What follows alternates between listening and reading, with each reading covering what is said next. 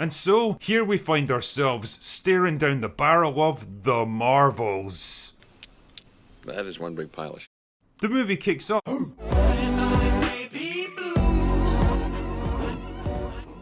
everyone, it's Blue. Make sure you like and subscribe and go follow me on my Twitch and my other YouTube channel. Those links are down below. Also my Patreon, where I post more content on there that I don't post here. Welcome to Fight Club. There it is. The first rule of Fight Club is you do not talk about Fight Club.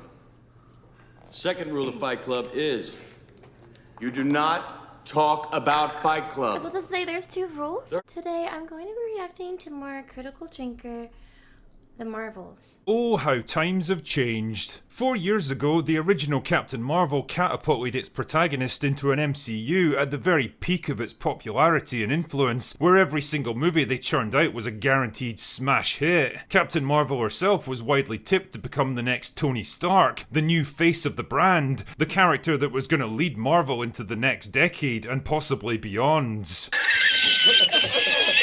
But it turns out a lot can happen in 4 years. The MCU is now a faltering and tarnished brand with a string of failed movies and TV shows in its wake, increasingly alienated from its own fan base and openly mocked and ridiculed by a mainstream media that now smells blood in the water. While Captain Marvel herself has become kind of a sad, embarrassing mistake, ostracised from the rest of the MCU and restricted to a handful of meaningless cameos to remind people that she even still exists. As the years went by, the contractually obligated sequel was repeatedly delayed, rewritten, reshot, and dogged by rumours of problems on set, conflicts with the studio, and trailers that desperately tried every trick in the book to generate some kind of interest in this movie. But just like a giant post-kebab turd, Marvel could only hold it in for so long before it finally had to be squeezed out into the world. What is that? Analogy? And so, here we find ourselves staring down the barrel of The Marvels. That is one big pile of shit. The movie kicks off with generic space wizard lady who digs up. I know it's super quick to pause in it, but I don't want to interrupt this whole spiel that he's about to go on, so I'll just pause right now and kind of give an introduction. I actually did the first that I felt like I've heard of this, where I really paid attention, especially recently, that I'm just going to be able to remember, is actually on TikTok. There was an advertisement for it, and it was very interesting. I should probably use a different word. It was very entertaining to actually see a lot of the comments. I think that it started off and or ended with, "You can't wait."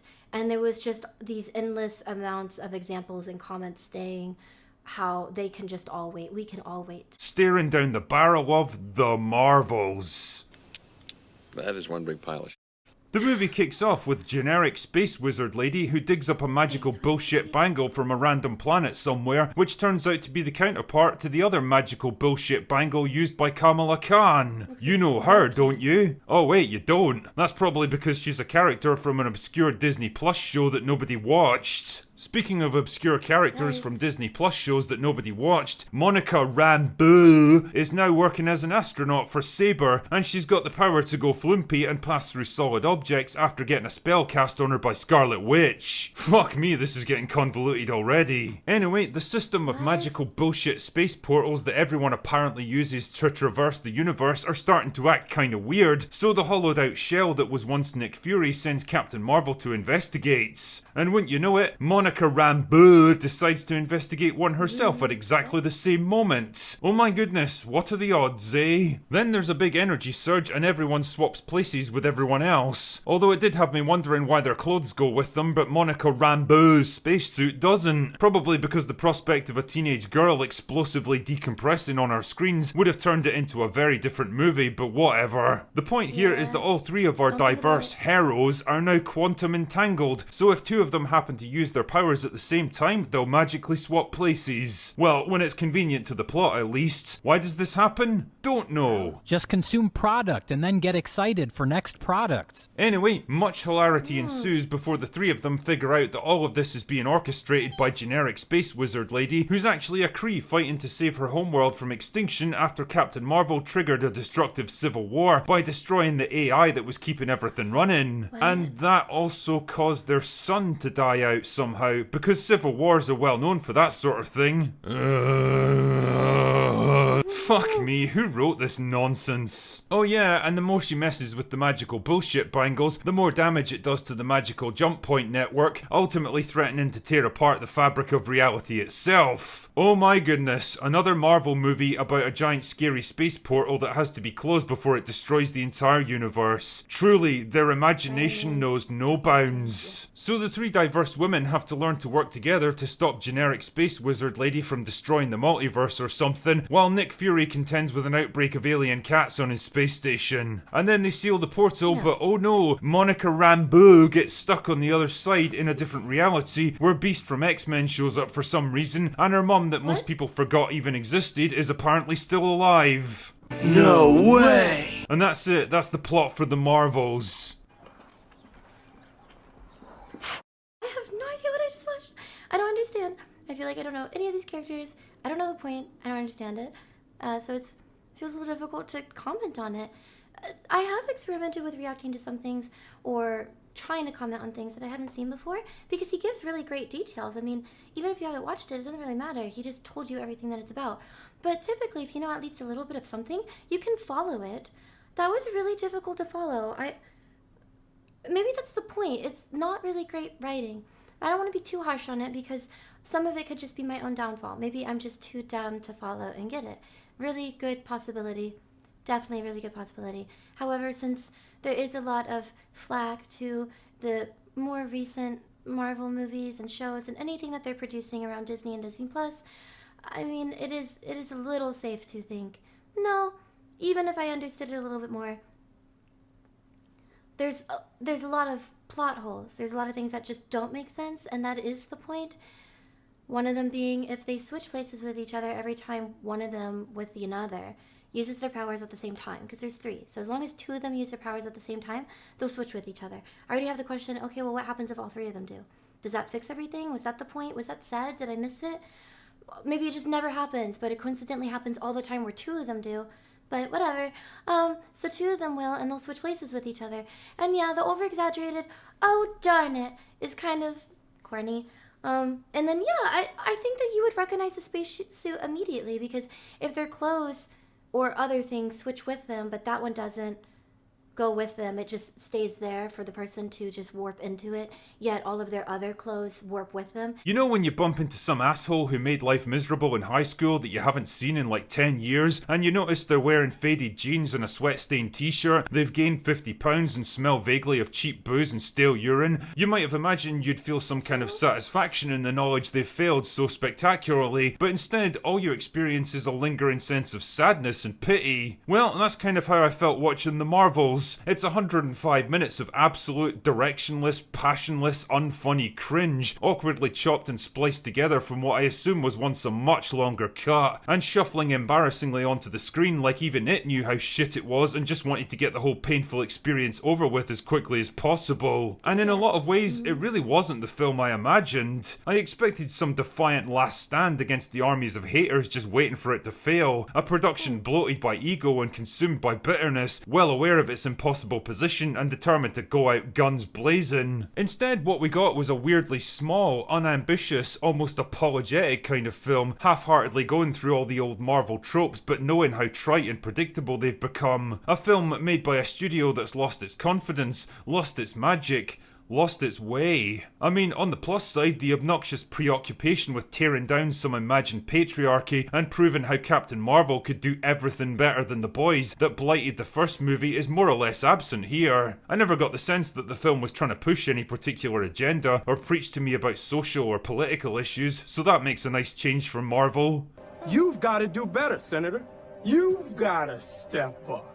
Kamala Khan is mostly pretty likeable throughout the film, and I think a lot of that comes down to Iman Vellani's performance. You can tell she's having a lot of fun and she's excited just to be there. Shit man, even Brie Larson gets to show a bit of personality for once. She's not going to be winning any Oscars for this one, and there's times when those behind the scenes tensions seem pretty obvious in her performance, but generally she comes across as far more human and likeable than she did in her first movie. The direction from Nia DaCosta is generally competent enough, apart from some truly reprehensible reprehensible CGI that probably wasn't her fault, and one or two of the early fight scenes with constantly switching characters actually border on fun and imaginative. But the problem is they're overshadowed by the movie's massive writing and editing flaws. The character swapping thing was clearly a response to Captain Marvel being overpowered as fuck and needing some way of limiting her abilities, which really smacks of a problem that they created for themselves. You guys chose to make her into Superman without the kryptonite, and now you're having to concoct bullshit reasons why she can't just fix every problem instantly. Nick Fury might as well not even be in this film because it feels like his subplot is completely disconnected from everything else. If you haven't watched Secret Invasion, then you're probably gonna have no fucking clue what's even happening here. I mean, really, he basically stopped being Nick Fury the moment he got his eye scratched out by a fucking cat. Oh,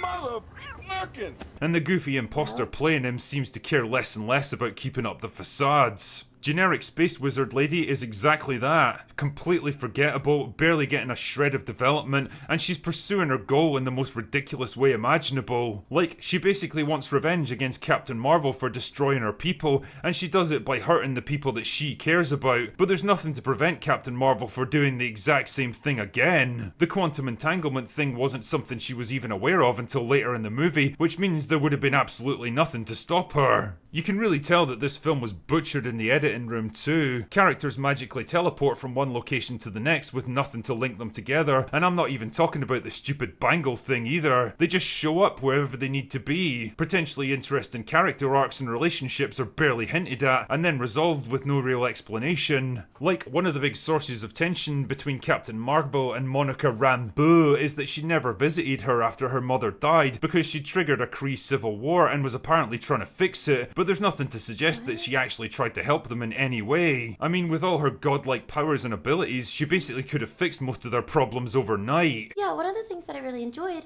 and I really appreciate him bringing up, is actually personally something that I even thought before she was ever on screen, which I worried about it being unfair. It's almost coming into something biased. If you already don't think that you're going to like this character, you're going to find reasons to not like this character. Everyone does it. So going into something a little bit biased is, you know, it's like the rose-colored glasses thing. I think that there's been moments, though, where people even gave it a chance. A lot of people who may have not necessarily gotten very excited about the Marvel movie, or Captain Marvel, still went to go see it. However, there's a reason why maybe a lot of people still didn't think that it was the most memorable or didn't make a lot of sense. Definitely things in there that were enjoyable and made sense and weren't that bad, but it's still overall a character that is essentially Superman, except without the kryptonite. And I really liked that he had said that.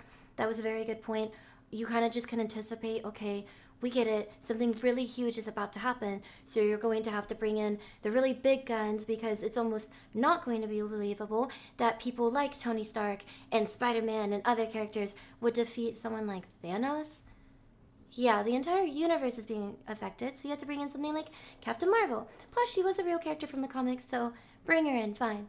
But introducing something like that without a lot of backbone and change to the character, again, Superman without the kryptonite, is going to fall apart. Even Superman would be argued he's too unstoppable, and they had to quickly introduce weaknesses with him. She basically could have fixed most of their problems overnight. Or for example, imagine if Kamala Khan realised the woman she'd looked up to as a hero was actually a bit of a monster responsible for millions of deaths. What might that do to their relationship and her perception of her? Would it trigger a crisis of confidence? Maybe teach her to rely more on herself than putting others on unrealistic pedestals? Fuck knows, because the plot barely even addresses stuff like this. I mean, why bother with that kind of thing when you can have an excruciating song and dance sequence that goes on forever and serves absolutely no purpose to the story, or an entire subplot about space cats eating people? All of it is nothing but a ridiculous conglomeration of absolute nonsense thrown together by a studio that's completely lost confidence in its own work, and in some ways it really feels like the end of an era. It's almost certainly the end for Brie Larson as Captain Marvel, who's made no secret of her dissatisfaction with the character and seems pretty reluctant to play her again. And to be honest, I don't blame her one bit. She's in her mid-30s now, and those prime opportunities are going to start drying up before too long, and really, I can't imagine she needs or wants the hassle of playing a character like this anymore. But more than that, it feels like the tired and played out end of the entire Marvel formula. The bloated budgets, the heavy CGI, the quippy self-referential humour,